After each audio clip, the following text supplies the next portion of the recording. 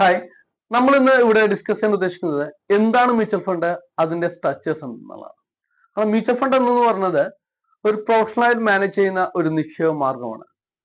പല ഇൻവെസ്റ്റേഴ്സിനും ഒരു mutual fund എന്താണ്, അത് എങ്ങനെയാണ് വർക്ക് ചെയ്യുന്നത്, അതിൽ എന്തൊക്കെയാണ് അടങ്ങിയിരിക്കുന്നത്, അതിനെ കുറിച്ചൊന്നും അറിയില്ല. അപ്പൊ അതുമൂലം നിക്ഷേപത്തിൽ നിന്ന് മാറി നിൽക്കുകയും നല്ല നല്ല അവസരങ്ങൾ അല്ലെങ്കിൽ ഒരു നിക്ഷേപം വളരാനുള്ള ഒരു ഓപ്പർച്യൂണിറ്റി നഷ്ടപ്പെടുത്താൻ നമുക്ക് കാണാൻ സാധിക്കും. ഇവിടെ എന്താണ് മ്യൂച്വൽ ഫണ്ട് അല്ലെങ്കിൽ സ്ട്രക്ചർ എന്താണെന്ന് മനസ്സിലാകുമ്പോൾ ഇത് എങ്ങനെയാണ് വർക്ക് ചെയ്യുന്നത്, ഇതിൽ എനിക്ക് സാധിക്കുന്ന അല്ലെങ്കിൽ എനിക്ക് അനുയോജ്യമായിട്ടുള്ള ഒരു ഇൻവെസ്റ്റ്മെന്റ് ആണോ എന്ന് ഓരോ ഇൻവെസ്റ്റേഴ്സിനും തീരുമാനം എടുക്കാൻ സാധിക്കും.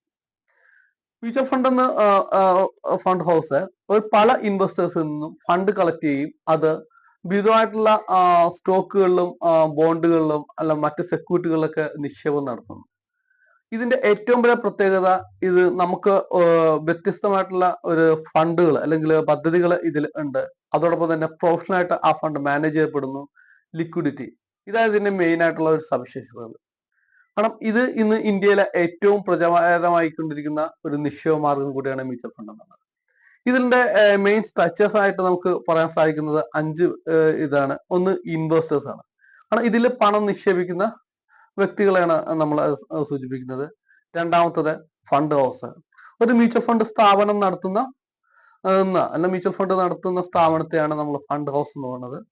മൂന്നാമത്തത് ഫണ്ട് മാനേജർ. കാരണം ഈ മ്യൂച്വൽ ഫണ്ട് സ്ഥാപനങ്ങൾ കളക്ട് ചെയ്യുന്ന ഫണ്ടുകൾ നല്ല പ്രോപ്പറായിട്ട് മാനേജ് ചെയ്യുന്നു എന്നുള്ളതാണ് ഫണ്ട് മാനേജേഴ്സിന്റെ ജോലി. നാല് കസ്റ്റോഡിയൻസ് ആൻഡ് രജിസ്റ്റേഴ്സ്, ഈ നിക്ഷേപങ്ങളെല്ലാം രേഖപ്പെടുത്തുന്ന സൂക്ഷിക്കുന്ന ഒരു വ്യക്തികളാണ്. അഞ്ചാമത്തത് റെഗുലേറ്റർ ആണ്. കാരണം ഇന്ത്യയിലെ സെബിയാണ്, security exchange board of India. അതിന്റെ നിക്ഷേപത്തിന്റെ സുതാര്യതയും അല്ലെങ്കിൽ അതിന്റെ സംരക്ഷണവും ഉറപ്പുവരുത്തുന്നതാണ്.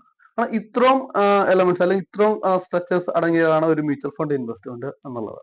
കാരണം ഇത് മറ്റുള്ള നമുക്ക് എല്ലാവർക്കും ഉപകാരപ്പെടുമെന്ന് ആശംസിക്കുന്നു. അതോടൊപ്പം തന്നെ ഇത് നമ്മുടെ ഇത് മറ്റുള്ളവർക്കും കൂടി ഷെയർ ചെയ്യുക.